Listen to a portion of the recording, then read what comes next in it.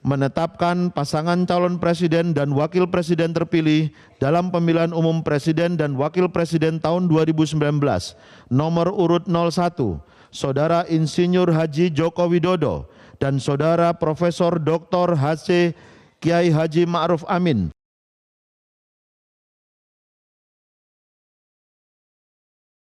Ya, balik lagi di Bicara HAM bersama Kontras, dan kali ini Bicara HAM-nya spesial membahas laporan Kontras mengenai catatan 2 tahun Jokowi dan Ma'ruf Amin yang kemarin baru saja diluncurkan. Catatan ini berjudul mengenai demokrasi perlahan mati di tangan Jokowi.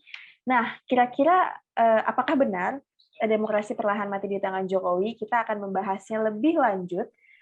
Tapi hari ini kita akan membahas soal kebebasan berpendapat bersama Helmi dari Riset dan Mobilisasi Kontras. Halo Helmi, apa kabar nih? Halo, baik. Halo warga Sehat, semua. sehat-sehat Baik, kan? baik, sehat, sehat, sehat. Oke nih, Gimana Helmi Mbak? ini Sehat, Mbak?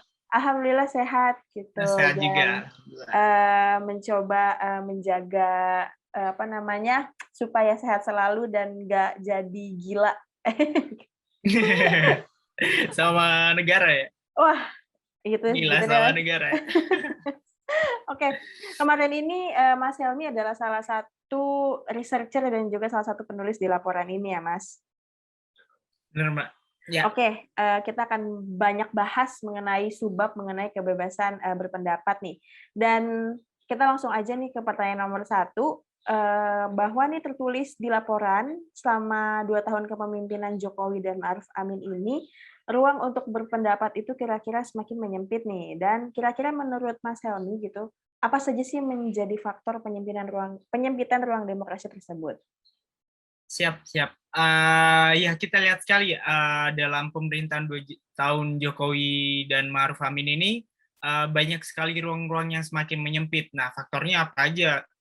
Banyak faktornya, Mbak. Kayak yang pertama, misal ada permasalahan terkait represi, kemudian juga ada terkait permasalahan mengenai kebebasan sipil yang kian memburuk, yang itu terbagi dalam beberapa bagian, kayak semisal berlanjutnya upaya-upaya represi, kemudian ancaman serangan digital, kemudian juga ada undang-undang ITE yang masih menjadi permasalahan di kepemimpinan Presiden Jokowi, kemudian juga ada rontoknya kebebasan akademis di dalam kampus. Nah, itu mungkin yang menjadi faktor utama yang mengapa bisa disebut bahwa ruang untuk berpendapat ini semakin menyempit seperti itu.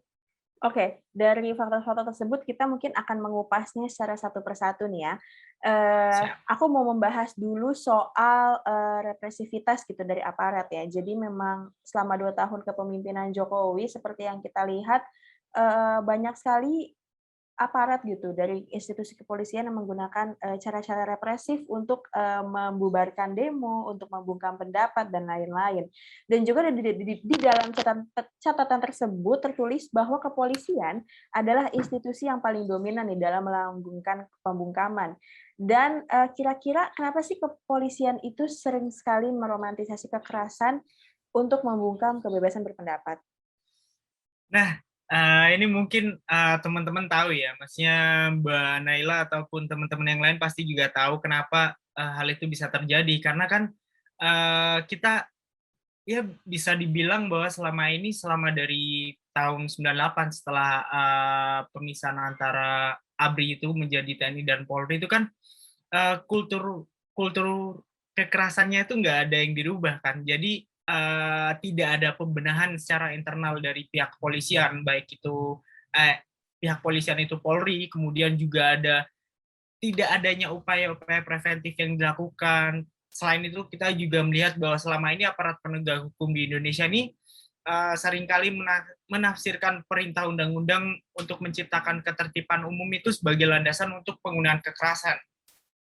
Jadi kan banyak tuh di lapangan, kita lihat aparat-aparat yang di lapangan, misal mendapatkan perintah untuk amankan dari atasan itu, kemudian melakukan tindakan-tindakan represi untuk menciptakan stabilitas keamanan. Kemudian dari upaya-upaya yang dilakukan oleh aparat-aparat keamanan itu kemudian kan banyak muncul kontroversi ya.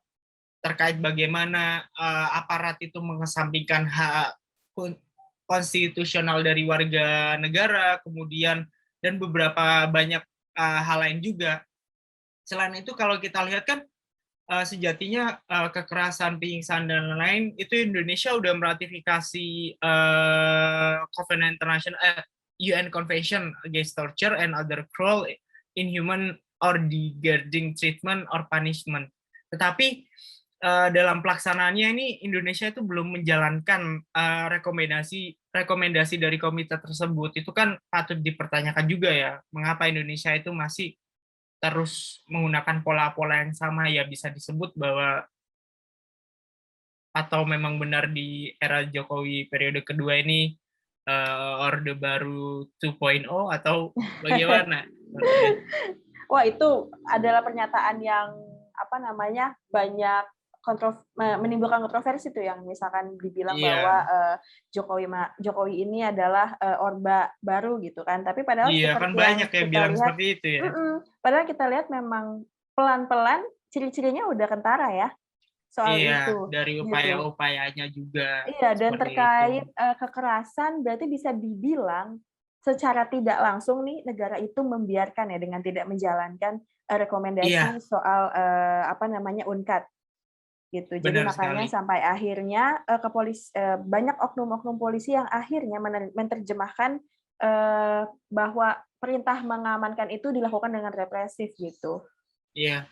Yang seharusnya jadi PR dari Polri sendiri ataupun itu juga jadi tanggung jawab negara adalah ya coba untuk merubah kultur kekerasan yang ada di dalam tubuh Polri. Dari beberapa upaya rilis, kemudian laporan-laporan kontras kan selalu ada desakan tuh.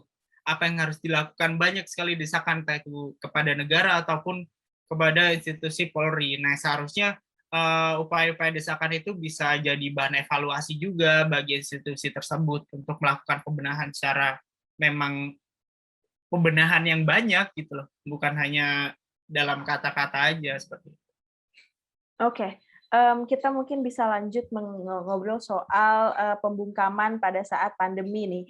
Dan di laporan juga tercatat bahwa pandemi itu sering dijadikan alasan untuk membubarkan aksi massa. Nah, terus seperti yang kita lihat nih, padahal sempat ada kejadian di mana presiden itu datang ke NTT dan justru malah menimbulkan kerumunan massa dan tidak ada pembubaran sama sekali. Tapi kenapa ketika ada aksi atau demo yang notabene digunakan untuk mengungkapkan pendapat gitu, tapi malah dibubarkan? Dan apakah memang menurut Anda pembubaran tersebut tidak adil ya? Gimana tuh, Mas Rani? Baik, terkait pertanyaan itu kan kita juga tahu sendiri, selain ketika presiden datang ke NTT, kemudian banyak sekali ketika presiden melakukan kunjungan kan melakukan itu kan menciptakan kerumunan massa kan, tapi nggak ada upaya pembubaran dilakukan oleh pihak polisian. Nah itu ya dapat dibilang bahwa itu suatu ketidakadilan juga. Bagaimana pemerintah itu cenderung untuk tebang pilih terhadap penggunaan embel-embel penanganan COVID-19 ini. Seperti yang kita tahu ketika presiden mendatangi pernikahan dari salah satu artis terkemuka, boleh sebut namanya nggak nih? Jangan jangan ya. Ketika memang presiden diundang untuk hadir di suatu pernikahan artis terkemuka kan, dia juga menciptakan kerumunan massa, apalagi itu di tengah, seingat saya itu di tengah naik-naiknya pandemi COVID-19 ya. Iya. Tapi malah melakukan pergelaran pernikahan yang disiarkan di beberapa stasiun televisi. Nah, seperti itu kan harusnya dapat dilihat bahwa penggunaan embel-embel pandemi COVID-19 ini hanya ya ketimpangan sosial lah yang kita menyuarakan pendapat itu dibubarkan, tetapi mereka yang memiliki kekuasaan itu dibiarkan saja. Seperti itu sih, Mbak. Oke, setuju banget gitu ya soal itu, dan kita masih lanjut ngomongin soal pandemi nih. Dan seperti yang kita tahu bahwa di pandemi ini isu serangan digital itu menjadi isu yang besar ya. Benar. kayak yang kita saksikan di media sosial kita banyak sekali gitu komen-komen kebencian gitu yang mengenai isu-isu yang istilahnya bisa dibilang oposisi dari pemerintah gitu. Seperti contohnya soal isu pemberhentian 57 pegawai KPK nih. Jadi banyak sekali kasus ya soal peretasan, doxing gitu. Tapi kenapa ada pembiaran gitu kan?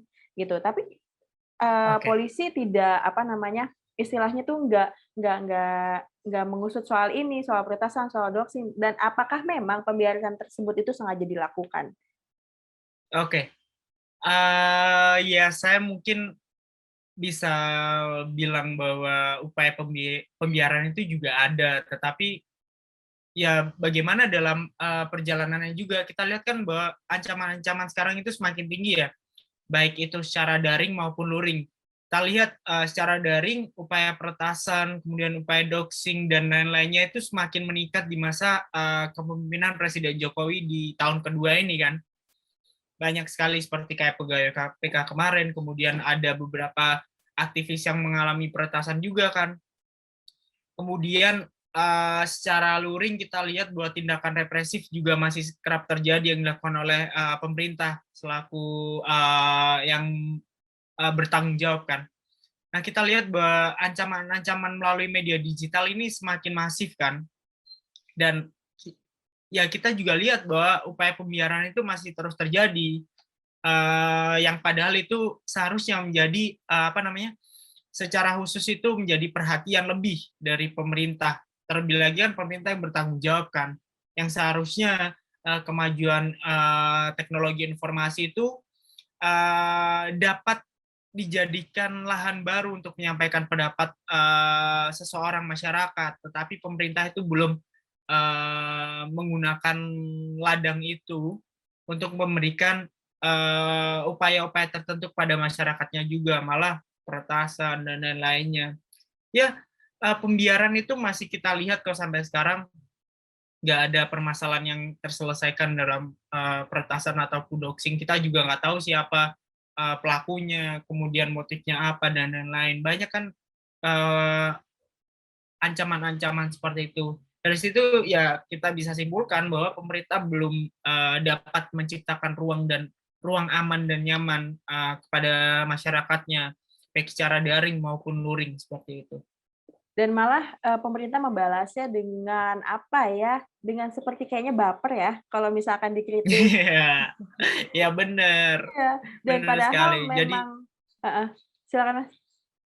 nah jadi pada akhirnya kayak masyarakat ini nggak bisa untuk menyampaikan kritik, apa-apa dibungkam, Mhm apa-apa mhm, dilawan sama mhm. orang yang memiliki kuasa, kayak gitu sih. Iya, dan kita juga mau ngomongin soal UU ITE nih. Harusnya kan seperti peretasan, doxing, dan kriminalisasi yang seperti itulah kayak atau ngirim pornografi gitu.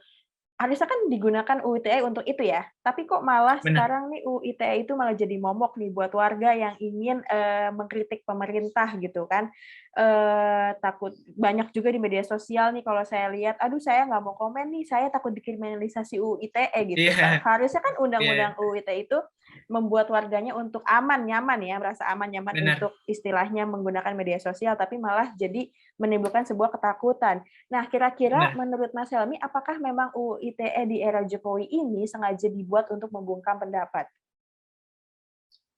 Ya kalau untuk periode ini mungkin memang sengaja dibuat ya untuk membungkam. Tetapi kita juga lihat bahwa pada saat itu Presiden Jokowi sempat bilang untuk melakukan upaya revisi pada Undang-Undang ITE, tetapi saya cukup mengapresiasi langkah tersebut sih. Tetapi pada akhirnya kita juga lihat tidak ada progres yang sangat maju terkait revisi Undang-Undang ITE. Kemudian itu sangat lambat. Kemudian juga ada pemerintah ini benar-benar kayak ya udah nggak ada upaya-upaya tertentu dalam merevisi undang-undang tersebut. Selain itu kan mengapa bisa dibilang bahwa ini undang-undang ITE ini merupakan salah satu cara untuk membungkam, kita lihat bahwa kriminalisasi yang kemarin terjadi ke beberapa human rights defender kan menggunakan dalih undang-undang ITE itu. Nah, dari hal tersebut kita bisa menyimpulkan bahwa Undang-Undang ITE ini memang bisa menjadi salah satu jalan untuk membungkam kritik terhadap pejabat kan. Jadi ketika memang dirasa bahwa enggak ini bukan saya bla bla bla bla bla bla, akhirnya melaporkan dengan dalih Undang-Undang ITE kayak seperti itu. Jadi selain HRD itu kan banyak sekali penangkapan-penangkapan yang sebagaimana dalam laporannya Pantasnya juga jelaskan bahwa kritik kemudian terhadap pejabat, institusi dan lain-lainnya kan rata-rata dibalasnya dengan Undang-Undang ITE seperti itu. Itu sangat masif di masa pemerintahan Jokowi yang saat ini. Iya, jadinya UU ITE ini sekarang rajin ya dipakai oleh pejabat untuk Benar sekali. Sangat rajin. mengkriminalisasi kritik-kritik yang dilayangkan gitu. Padahal sempat dibilang bahwa saat itu Pak Jokowi menyatakan bahwa kalau misalkan pejabat itu tuh pokoknya instansi pemerintah itu seharusnya di-komen, dikritik gitu. Warga harus mengkritik. Iya. Tapi ya mungkin itu salah satu lip service-nya dia lah ya. Soal itu. Jadi kritik dibalas Undang-Undang ITE. Jadi Iya. apakah memang ini negara demokrasi atau perlahan mati di tangan Jokowi? Oke, soal pembungkaman pendapat juga nih Mas Helmi. Jadi di catatannya tersebut juga dinyatakan bahwa terdapat kenaikan yang cukup signifikan untuk pembungkaman akademis gitu. Jika hal ini terus terjadi nih, gimana nanti mahasiswa yang seharusnya menjadi kritis malah justru dibungkam, dan apakah kira-kira kampus itu bisa menjadi tempat yang aman untuk berpendapat selanjutnya? Nah, baik. Kalau sejatinya terkait kebebasan akademis, kampus itu memiliki kewajiban untuk memberikan tempat aman untuk melakukan berpendapat dari mahasiswanya. Jadi kampus ini memiliki kewajiban untuk memberikan kebebasan sebebas-bebasnya terhadap para mahasiswanya. Kemudian selain itu kampus itu harus menciptakan ruang aman dan nyaman, terus bagaimana menciptakan lingkungan yang bisa kritis terhadap apa yang terjadi saat ini. Tetapi kita lihat justru saat ini ya, kampus ini sebagaimana kemarin data yang kita luncurkan bahwa kampus ini semakin menjadi ruang yang penuh ancaman. Upaya-upaya pembungkaman di dalam kampus pun masih sering terjadi. Kemudian kebijakan kebebasan akademis seperti Undang-Undang Sistem Pendidikan Nasional itu terabaikan kan dengan praktik pembungkaman kebebasan akademik baik terjadi pada mahasiswa maupun dosen. Nah, itu seharusnya menjadi permasalahannya kan. Nah, kemudian seharusnya yang bertanggung jawab dalam pembungkaman akademis ini tidak hanya dari pemerintah pusat, tetapi saya memiliki pernyataan bahwa Kementerian Pendidikan dan Kebudayaan seharusnya memiliki tanggung jawab yang lebih juga. Ketika memang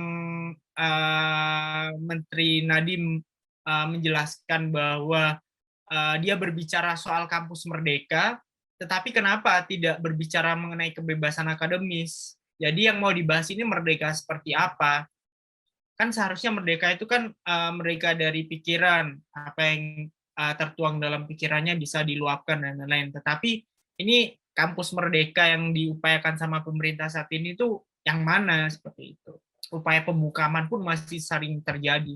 Ya kita lihat saja lah di tahun depan bagaimana upaya pembungkaman, apakah itu akan tetap naik atau tetap akan turun. Ya kita lihat saja kalau memang negara kita negara yang demokratis kan. Iya, tapi melihat dari perbincangan kita gitu, dari cara represif aparat untuk membubarkan aksi massa, gitu juga dengan peretasan doxing yang dibiarkan, juga pembungkaman UU ITE, apalagi sekarang tempat aman untuk berpendapat secara akademis juga dibungkam. Kayaknya emang bener nih, demokrasi ini perlahan mati di tangan Jokowi ya, Mas?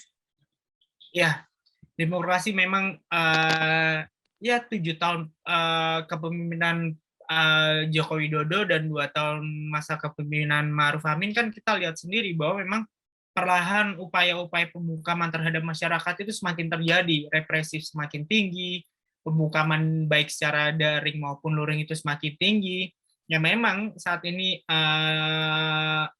demokrasi memang perlahan mati di tangan Joko Widodo seperti itu. Oke, wah terima kasih, bagus sekali bincang-bincang hari ini gitu ya. Siap. Dan menurut warga sekalian nih, kira-kira apakah benar nih demokrasi ini perlahan mati di tangan Jokowi? Warga sekalian bisa langsung komen aja di humanlovesimen.kontras.org di laman aspirasi warga. Kalau gitu terima kasih banyak Mas Helmi Terima harinya. Dan kasih. jangan Sampai lupa jumpa. warga sekalian untuk saksikan Bicara HAM selanjutnya dari hari Senin sampai Jumat masih akan ada lagi gitu. Pokoknya sukses selalu dan jaga kesehatan. Sampai jumpa juga Mas Siap, Helmi. Terima sampai kasih. jumpa warga. Terima kasih.